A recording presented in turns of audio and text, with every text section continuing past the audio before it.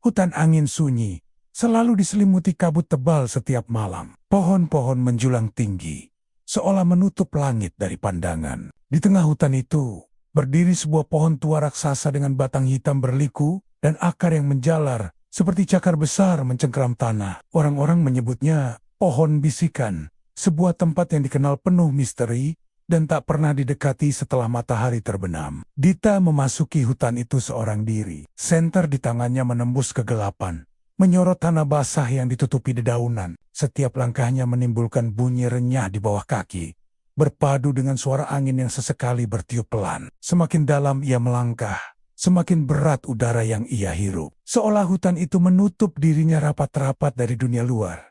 Suasana yang semula hidup dengan suara malam, perlahan berubah. Jangkrik yang tadinya bersuara, tiba-tiba lenyap. Angin berhenti bertiup. Hutan menjadi terlalu sunyi, seolah menahan napas menunggu sesuatu yang tak terlihat. Senter di tangannya bergetar bersama jemarinya yang dingin. Lalu di kejauhan, samar-samar, sosok pohon bisikan mulai tampak. Tingginya menjulang menembus kabut. Batangnya berliku aneh, seperti tubuh yang dipelintir tanpa arah. Langkah Dita semakin lambat. Rasa berat menguasai tubuhnya, seolah udara di sekitar pohon itu menekan dengan kekuatan yang tak kasat mata. Daun-daunnya bergerak ringan tanpa angin, menciptakan suara gesekan yang halus tapi menusuk telinga. Tanah di sekitarnya lembab, berbau busuk samar, seperti akar yang telah menghisap terlalu banyak hal yang tak seharusnya berada di sana. Ketika ia semakin dekat, udara berubah lebih dingin, menusuk hingga ke tulang. Dari balik kabut, bayangan-bayangan panjang terlihat bergerak, mengikuti arah langkahnya. Mereka tak memiliki bentuk jelas, hanya siluet gelap yang menempel pada pohon dan tanah. Langkahnya terhenti ketika akar-akar besar di depan kakinya tampak berdenyut pelan, seperti makhluk hidup yang sedang tidur namun sadar akan kehadirannya. Hening mendominasi hutan. Namun di tengah keheningan itu, suara samar mulai muncul. Tak berasal dari satu arah, tapi dari segala penjuru. Suara itu begitu tipis, hampir tak terdengar, seolah menyusup langsung ke dalam pikiran. Semakin lama ia berdiri di sana, semakin dalam suara itu menembus, menimbulkan rasa berat di kepalanya, seperti dipanggil ke arah yang tak terlihat. Langkahnya goyah ketika ia mencoba menjauh, namun hutan seolah memutar dirinya kembali ke arah pohon itu.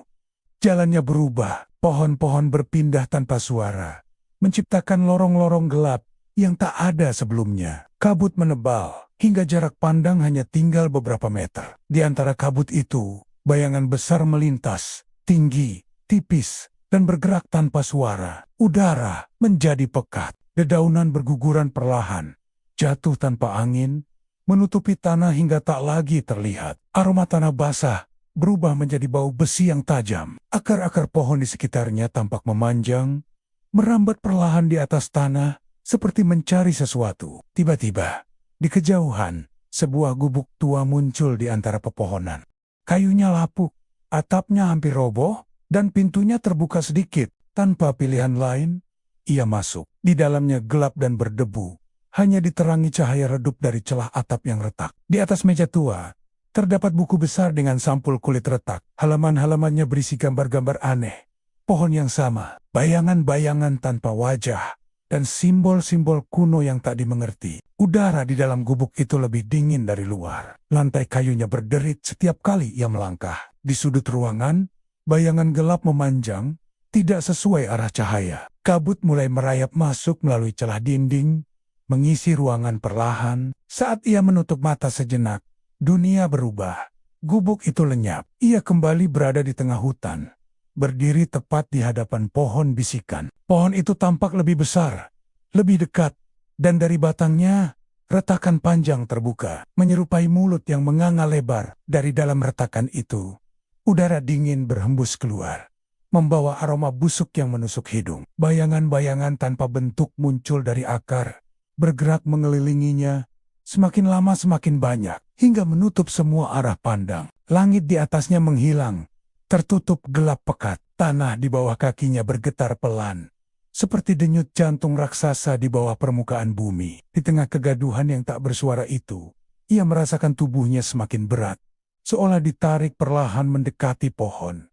Semakin dekat ia berdiri, semakin kuat tekanan di dadanya, hingga napasnya terasa sesak. Kabut menelan semuanya. Hutan, tanah, langit, semuanya lenyap. Yang tersisa hanyalah kegelapan sempurna.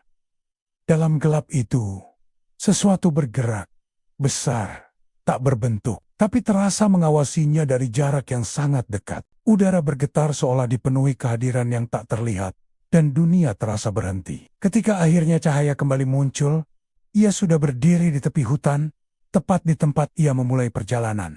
Udara kembali normal, suara jangkrik kembali terdengar, dan kabut menghilang. Pohon-pohon di belakangnya tampak tenang, seolah tak pernah terjadi apa-apa. Namun di tanah, jejak kakinya terlihat jelas, mengarah ke dalam hutan yang sama. Dan di ujung bayangan pepohonan, samar-samar, siluet pohon bisikan berdiri, tetap mengawasi, seakan menunggu kembali.